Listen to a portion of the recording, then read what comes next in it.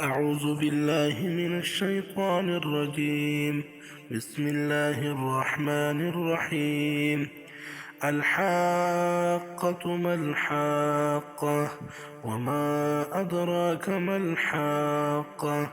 كذبت ثمود وعاد بالقارعة.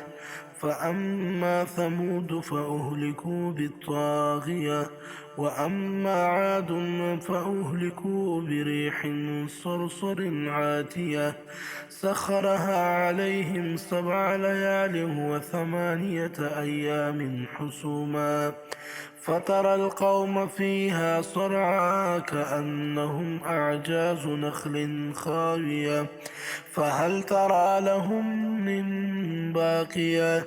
وجاء فرعون ومن قبله والمؤتفكات بالخاطئة، فعصوا رسول ربهم فأخذهم أخذة رابية. إنا لما طغى الماء حملناكم في الجارية لنجعلها لكم تذكرة وتعيها أذن واعية. فإذا نفخ في الصور نفخة واحدة، وحملت الأرض والجبال فدكتا دكة واحدة، فيومئذ وقعت الواقعة.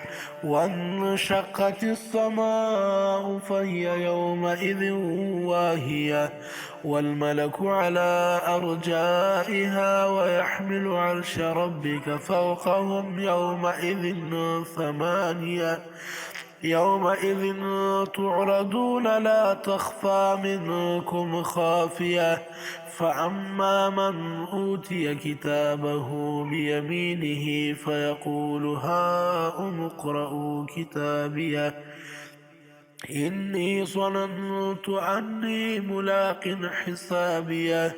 فهو في عيشة راضية في جنة عالية قطوفها دانية. كلوا واشربوا هنيئا بما أسلفتم في الأيام الخالية. وأما من أوتي كتابه بشماله فيقول يا ليتني لم أوت كتابيه ولم أدر ما حسابيه. يا ليتها كانت القاضية ما أغنى عني ماليه هلك عني سلطانيه. خذوه فغلوه ثم الجحيم صلوه ثم في سلسلة زرعها ذراعا فاسلكوه ثم في سلسلة ذرعها 70 ذراعا فاسلكوه إنه كان لا يؤمن بالله العظيم ولا يحض على طعام المسكين. فليس له اليوم هاهنا حميم ولا طعام إلا من غسلين لا يأكله إلا الخاطئون.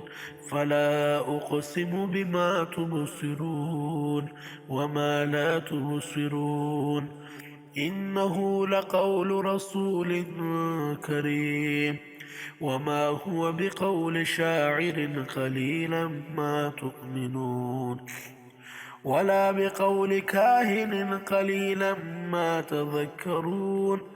تنزيل من رب العالمين.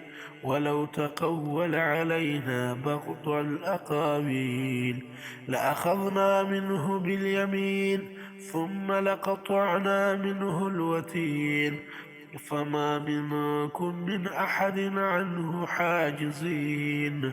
وإنه لتذكرة للمتقين وإنا لنعلم أن منكم مكذبين وإنه لحسرة على الكافرين وإنه لحق اليقين. فسبح باسم ربك العظيم. صدق الله العظيم.